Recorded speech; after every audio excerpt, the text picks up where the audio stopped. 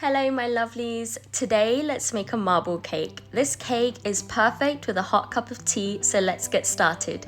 You're going to need 150 grams or 2/3 of a cup of softened butter. The softened butter will make it easier to beat through. Add 1.5 cups of sugar to it and beat it on a medium speed for around 3 to 4 minutes until light and creamy. This marble cake is so easy, there's absolutely no excuse not to make it. So when you do try it out, let me know how it goes in the comments down below. I'm waiting to hear how this went for you.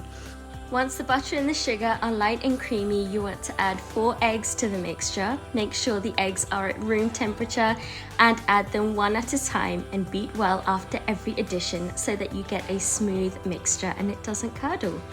If you guys are new to my channel, then welcome. Thank you for stopping by. Please take the time to give this video a big thumbs up, leave a comment down below, and if you haven't done so already, don't forget to subscribe to the channel. Now that we've added all the eggs, you want to add 1 teaspoon of vanilla and just mix it through one more time. Now we're going to add 3/4 of a cup of whole milk.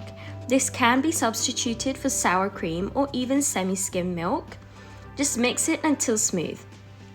If your mixture does curdle, that's okay, because once you add the flour, the mixture will be smooth again. So that's perfectly fine. Add 2 cups of all-purpose flour, 2 teaspoons of baking powder, and a pinch of salt. You want to mix this well with a spatula first, and then once the dry ingredients are no longer visible, you can switch over to a mixer. We do this so that none of the dry ingredients go flying off in all directions and may even save you from having to change your clothes after you mix this batter. Beat the mixture until smooth and then scrape it down and mix it through again. Divide the batter into 2 bowls. Set one of the bowls aside and add 4 tablespoons of unsweetened cocoa powder to the other. You want to mix it through with the spatula again until smooth. Oh my god, this chocolate cake batter looks so great. Now you just want to line a loaf tin with parchment paper. Alternate pouring the vanilla and chocolate batter 1/2 cup at a time until you have something that looks like a zebra.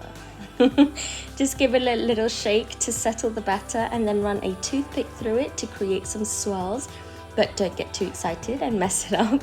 You just want to bake this cake at 180 degrees Celsius for around an hour until an inserted skewer comes out clean.